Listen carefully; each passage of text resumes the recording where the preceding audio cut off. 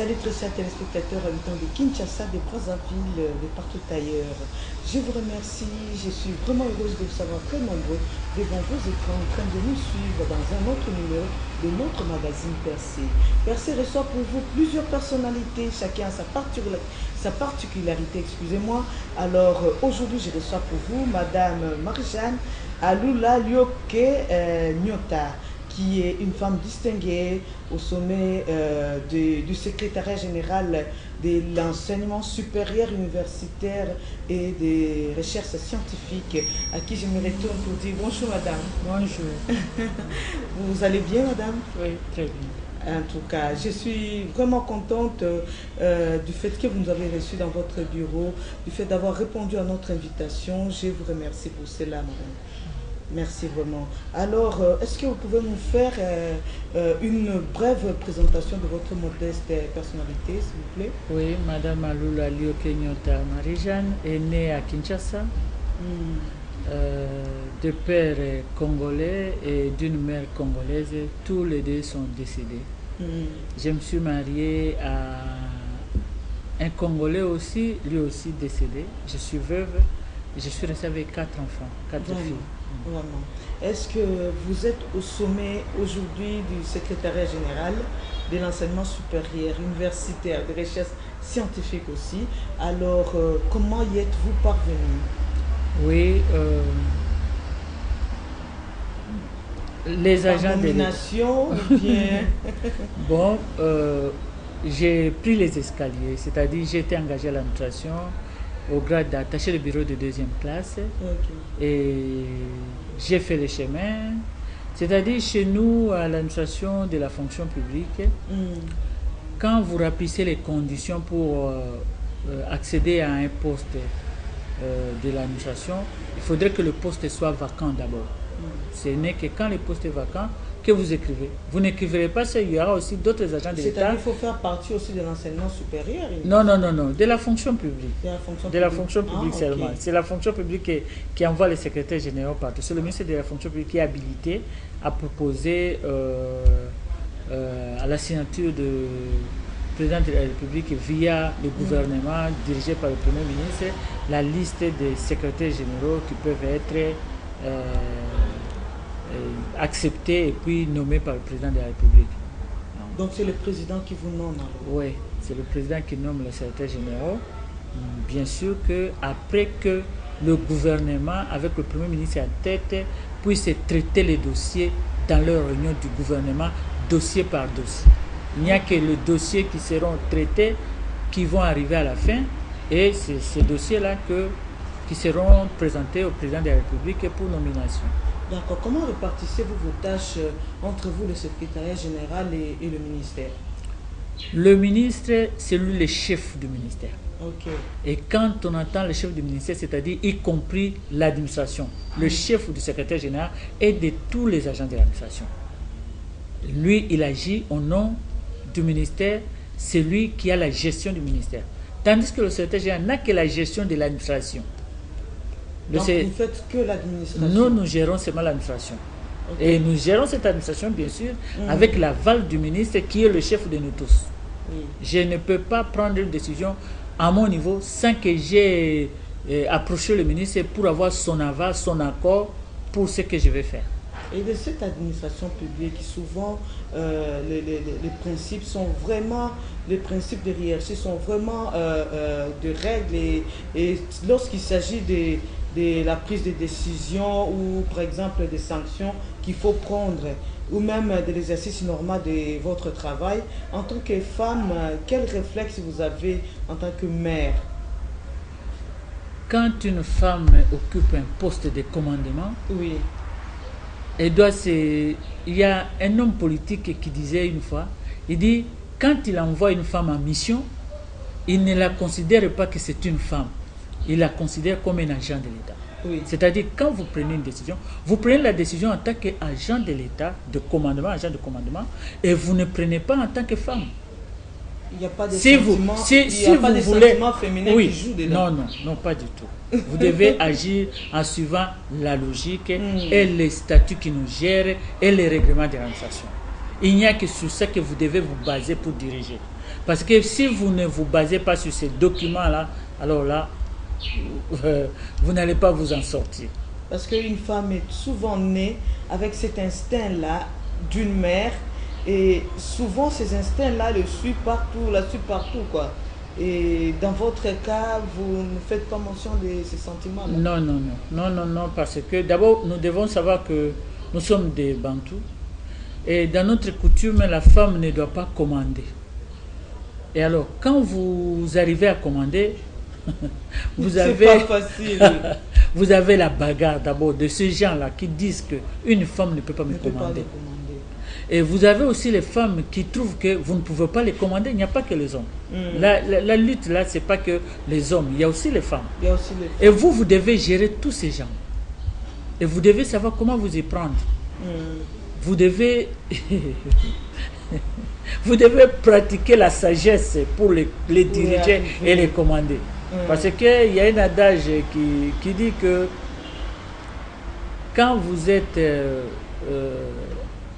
un grand frère, une grande sœur, si vous ne savez pas là où se limite votre autorité sur le petit frère ou bien la petite sœur, si vous débordez et que celui-là vous manque de respect, c'est vous qui serez éclaboussé. Vraiment, là il y aurait des dégâts. Alors, en tant que femme, quand vous avez le commandement, il faut avoir une politique à vous. Parce que là, il n'y a pas une politique écrite, non. C'est-à-dire chacun doit avoir sa maturité, sa sagesse, pour voir quels sont les gens que je dirige, quels sont les gens que je commande. Par exemple, ici chez moi, à l'enseignement supérieur, il y a plusieurs qualités de gens qu'on dirige ici. Alors, il faut savoir comment vous comporter vis-à-vis de ces gens-là. Et savoir pour que vous arriviez, où se limite votre autorité, son droit, les droits de l'agent. Parce que tout agent de l'État a une obligation, un droit. Il doit savoir là où il y a ses obligations, il doit savoir là où il y a ses droits. Et vous, le chef, vous devez savoir à partir d'où commence le droit de l'agent et ses obligations, et lui faire comprendre. Il n'y a que de cette façon-là que vous allez vous en sortir. Parce que sinon, parce qu'il y a des gens qui vous critiquent comme ça, ils vous passent, ils peuvent aussi vous insulter. Mais quand ils vous voient, ils vous disent bonjour. Bonjour, maman c'est là.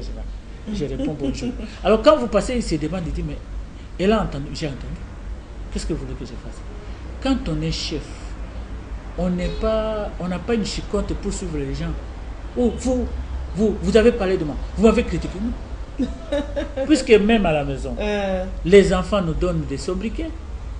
Moi, j'avais donné un sobriquet à mon père. Hein?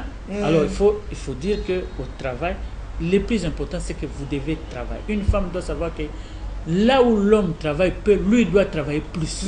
Lui doit montrer l'excellence plus que l'homme. Il doit être meilleur plus que l'homme pour que l'homme l'accepte. Parce que l'homme accepte une femme difficilement pour dire que tu es intelligent et que tu t'en sors et que tu connais. Vraiment, ce n'est pas facile. Mais il y en a qui sont honnêtes, qui reconnaissent, mais ce n'est pas facile. C'est-à-dire vous devez travailler dur. Vous n'avez pas... Bon, quand vous travaillez, vous avez un peu de monde de tête, vous dites non, je peux rester à la maison, je vais expliquer. Non. Vous avez moins de tête, prenez les médicaments, venez travailler. Il a plu, venez travailler. L'enfant est malade, vous amenez l'enfant à l'hôpital, vous venez travailler.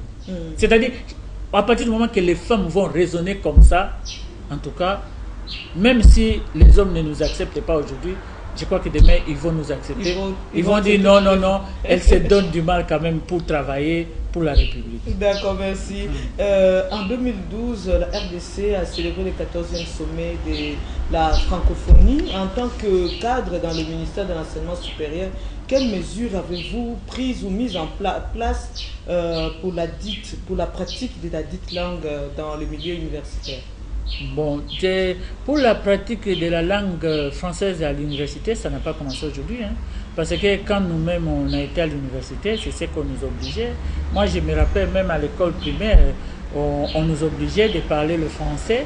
Et quand vous ne parlez pas, on vous coupait 5 points de conduite. Bon, à l'époque, nous, on donnait l'importance, ça faisait mal, la conduite, et si on vous coupe ce point dans le cahier de communication, ça faisait mal.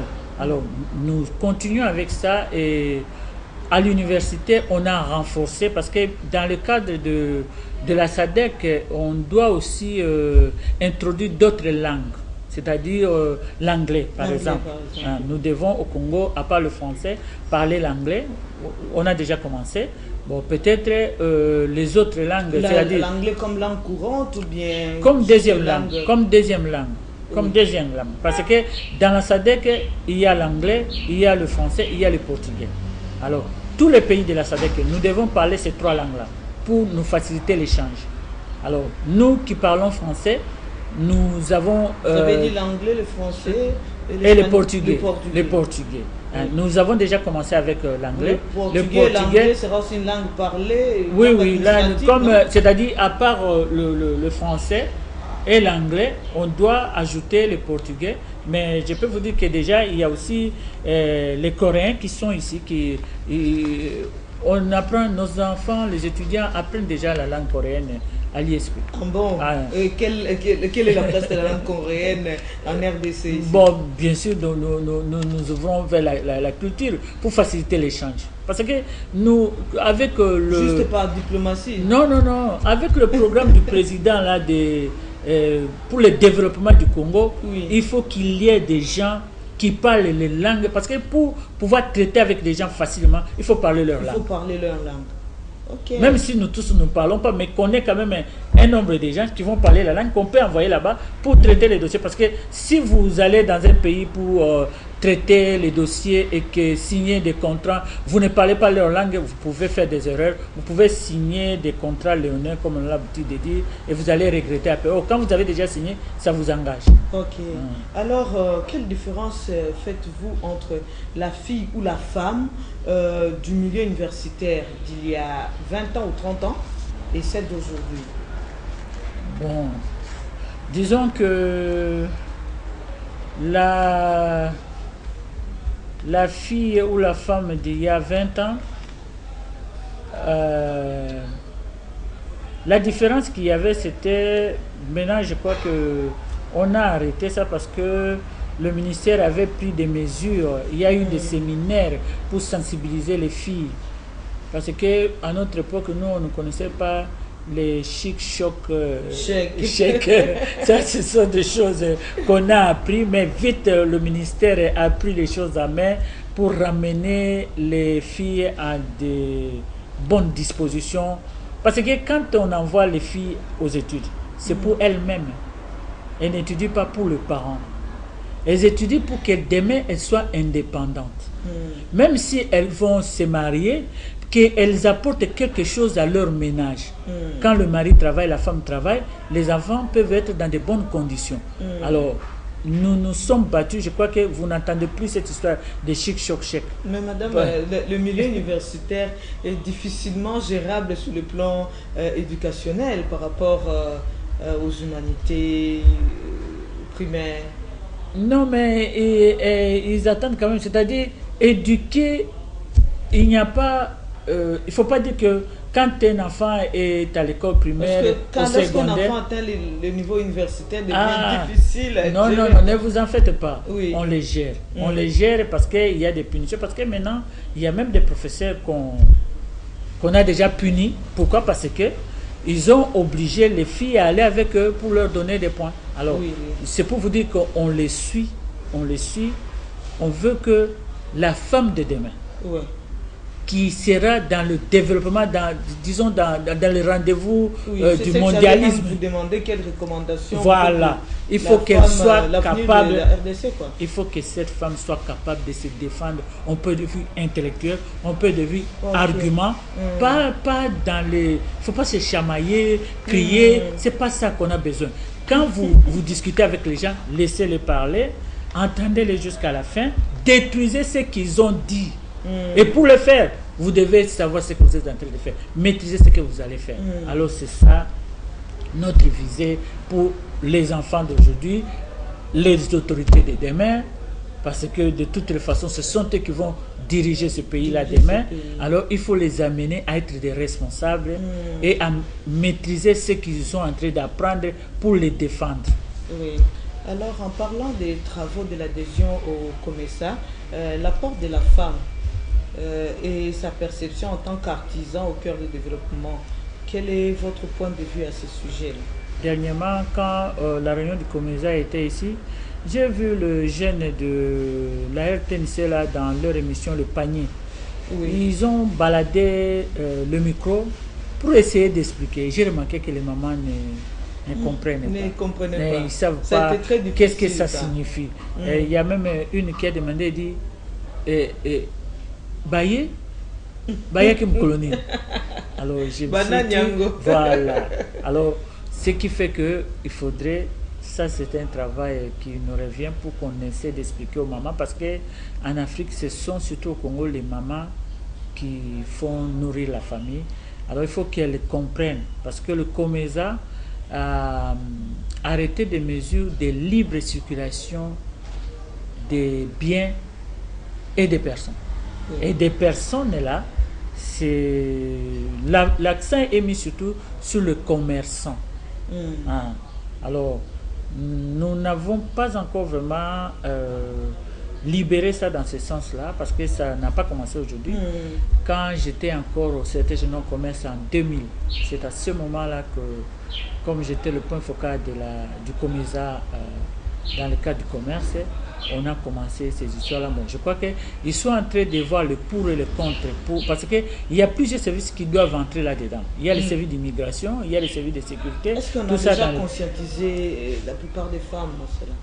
Je ne crois pas. Je crois que vous avez suivi là où la maman là a demandé, dit mais c'est quoi, hein? C'est-à-dire ça prendra du temps, mais c'est important qu'on arrive à les conscientiser pour qu'elles comprennent et peuvent échanger avec les autres femmes aussi d'autres pays du COMESA. Et qu'est-ce qu'elle pouvait attendre aussi de la femme artisanale à ce sujet? La femme artisanale a beaucoup à donner, surtout dans le cadre de la mondialisation. C'est-à-dire, ici, nous avons beaucoup de choses que nous pouvons donner, beaucoup de choses, et des belles, des bonnes choses, mais il faut qu'ils soient aidés. Les femmes comme les hommes qui font ça, qu'ils soient aidés. De quelle manière on doit les aider? Là, c'est le ministère de la culture qui peut le faire. De quelle manière on peut les aider? Dans le sens de les aider dans les normes qui peuvent permettre que ces choses-là soient vendues, vendues à l'extérieur. Comment il faut faire, s'il faut chercher les emballages. En tout cas, c'est ce qui manque. C'est ce qui manque, et surtout le financement aussi. C'est le financement aussi, parce que bon, ouvrir un compte à la banque, ça, ce n'est pas l'apanage des Congolais. Oui. Pour avoir un crédit, il faut nécessairement que la personne ait un compte à banque. S'il n'a pas de compte à banque, on ne sait pas lui donner des crédits. Je prends l'exemple des antennes que les enfants fabriquent. Si on pouvait avoir l'argent, on ouvre une usine, on prend ses enfants, on met là-dedans, et puis on les amène à fabriquer ces antennes dans les normes pour permettre la vente. Je crois que on commence à Brazza ici, en Angola, Zambie, les pays limitrophes, et puis après, parce que j'ai remarqué que dans plusieurs maisons ici à Kinshasa maintenant, ce sont ces antennes-là. Oui. Hein? Mais maintenant, ce qui manque, c'est le financement qui fait. Parce que c'est le ministère. Bon, les financements, le ministère, je ne sais pas, ça c'est. Le ministère, il va avoir l'argent pour financer. Là c'est peut-être les hommes d'affaires congolais qui peuvent avoir les moyens pour encadrer. Est-ce que ces hommes d'affaires-là, eux, ils sont déjà mis au courant, ou bien ils sont déjà eux aussi conscientisés à ce sujet? Bon, conscientiser, qui peut les conscientiser? Ces enfants-là, non. L'État congolais peut les conscientiser dans ce sens-là. Je ne sais pas. Parce que le problème, c'est quoi? Le problème est que le commerce que le Congolais aime souvent faire, c'est je prends, je vends aujourd'hui, j'ai l'argent. J'ai l'argent. Je bouffe le même jour, le lendemain. Voilà, je vais chercher encore. Mais si il faut que je commence aujourd'hui, dans 5 ans, je peux arriver à ceci, alors là, il ne faut pas compter. Ça, il ne faut pas compter sur nous. On a l'impression que ça va durer. Oh, c'est ça qui est durable. Parce que, par exemple, avec l'exemple que je donne des antennes là, c'est question de les prendre, dit peut-être que dans 3 ans, on va transformer ces antennes ici en normes maintenant. Il faut d'abord renforcement des capacités de ces enfants parce que là, ils naissent avec ça. Ils n'ont pas été à l'école pour apprendre à fabriquer les antennes. Non, ce sont des génies qui sont nés avec la technologie là. Bon, maintenant, il faut les récupérer, leur faire les renforcements des capacités dans ce sens-là et les amener à fabriquer maintenant des choses dans les normes et où on doit emballer tout ça. Au début, bien sûr, c'est dur parce que vous devez arriver d'abord à donner la qualité et l'excellence à votre produit avant de commencer à vendre. Merci beaucoup, madame. Bien que vous n'êtes pas vraiment du domaine, vous nous avez très bien expliqué. Bon, madame, qu'est-ce que vous pensez des universitaires non universitaires? C'est-à-dire ceux qui ont des diplômes qui ne savent pas défendre ces diplômes-là, universitaires en plus. C'est difficile, car ces gens-là sont aujourd'hui nuisibles à la société congolaise. Ça, bon, je manque à dire pourquoi, parce que ce n'est pas bon qu'un enfant qui a terminé ses études universitaires soit incapable de défendre son diplôme. Moi, par exemple, je n'interviens jamais de la vie pour quelqu'un qui n'a pas reçu pour dire qu'on le fasse passer. Il y a une fois un collègue qui m'a envoyé quelqu'un, me dit non, il faut m'aider, la personne est venue, je l'ai reçu. Oh non, j'ai fait les examens, j'ai reçu, mais voilà. J'ai dit, m'a dit, excusez-moi. Il y a des codes qui manquent. Ah oui, j'ai dit, je peux rien. Je peux rien. Je n'ai pas fait ça pour mes propres enfants, je ne ferai pas ça pour quelqu'un d'autre. Et puis si je fais ça pour vous, ça c'est pour vous rendre un mauvais service. Parce que si vous n'avez pas reçu, reprenez pour que ce que vous n'avez pas compris, vous puissiez le comprendre. Et cette fois-là, vous serez content. 9 mois, c'est pas beaucoup, c'est pas 12 mois, c'est 9 mois seulement. Vous reprenez 9 mois et le temps passe vite. Moi, il dit, excusez-moi, je ne sais rien. Et j'ai appelé le collège, je lui ai dit que ce soit la dernière fois qu'il me recommande des cas pareils. Je ne peux pas, je ne fais jamais ça. Est-ce qu'il y a-t-il aussi des diplômes piratés, c'est-à-dire? Quand c'est piraté, nous découvrons, parce qu'ici, il y a par exemple des ambassades qui nous écrivent pour vérifier des diplômes. Pour vérifier les diplômes. Il y a aussi des pays qui nous écrivent pour vérifier les diplômes et nous vérifions, nous répondons. Il y a même maintenant les ministères qui écrivent pour vérifier les diplômes. Nous avons déjà eu des cas de plusieurs ministères et des entreprises publiques qui nous ont écrit. Et dernièrement, il y a encore un ministère. Non, là, on l'amène, on le fait arrêter. On le fait arrêter. En tout cas, le ministère, le premier ministère qui nous avait écrit, il y a eu beaucoup. Non, c'était un agent de l'État. Ce n'est plus un étudiant, c'est un agent de l'État maintenant. Oui. C'est quand le ministère, l'agent travaille dans le ministère et il a amené un diplôme. Ce sont ces diplômes-là que nous vérifions. Et on a découvert des diplômes où le numéro là, on chez nous, tout le circuit ou bien juste on l'arrête, lui va citer les gens des circuits qui lui ont donné les diplômes qu'il a. Parce que on a trouvé le cas où le numéro de ce diplôme chez nous porte un autre nom. Oui. Que c'est lui qui présente ça. Mais qui n'a dans pas le ministère. été produit ici. Non, c'est-à-dire c'est comme si le monsieur a pris le diplôme de son ami, il a imprimé, il a imprimé et il a inséré son nom. Le reste c'est comme ça.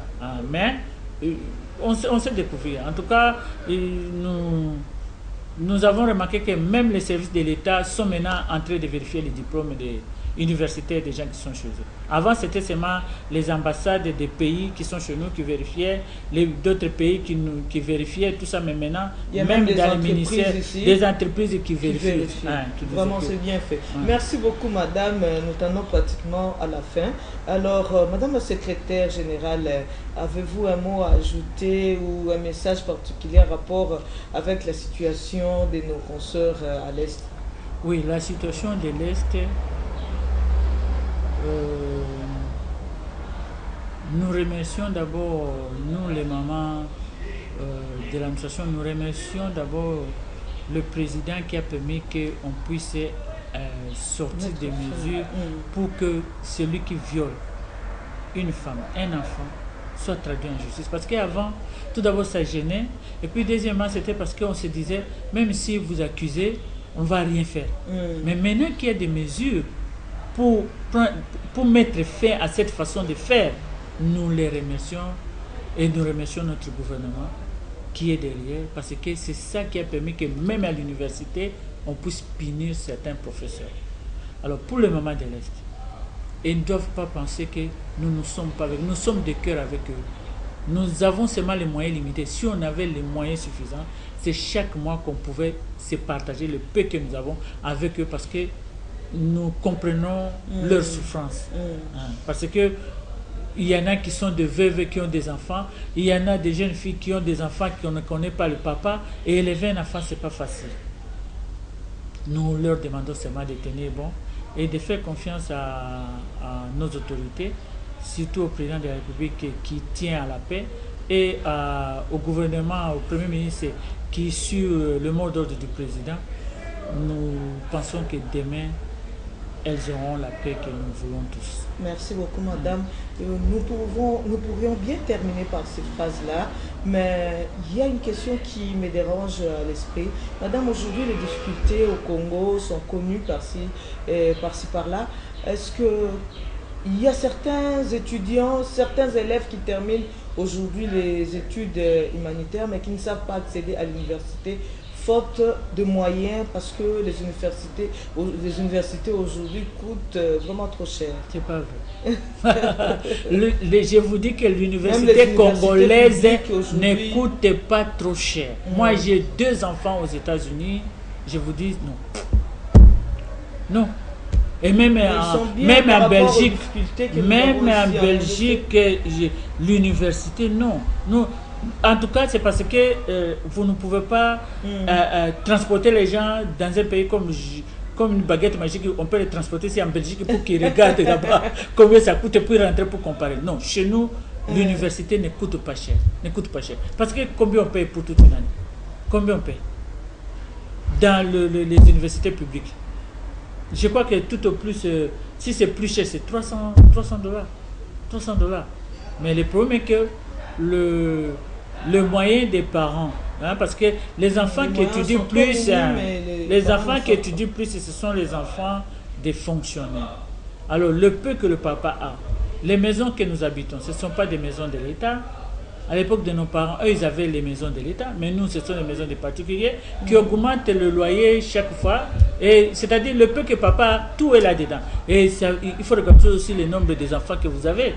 Oui. Nous avons toujours plus d'enfants, même les enfants qu'on n'a pas mis au monde aussi, on prend en charge, c'est ça qui complique. Mais l'université chez nous, que personne ne vous trompe, ça ne coûte pas plus cher qu'à l'extérieur. Vous pouvez vérifier. Vraiment.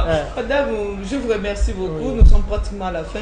Dans le rubrique de notre magazine, à la fin, sur tout ce que nous avons dit, il y a une couche de la population congolaise qui n'a pas très bien saisi de quoi nous avons parlé. Est-ce que vous pouvez expliquer brièvement en lingala?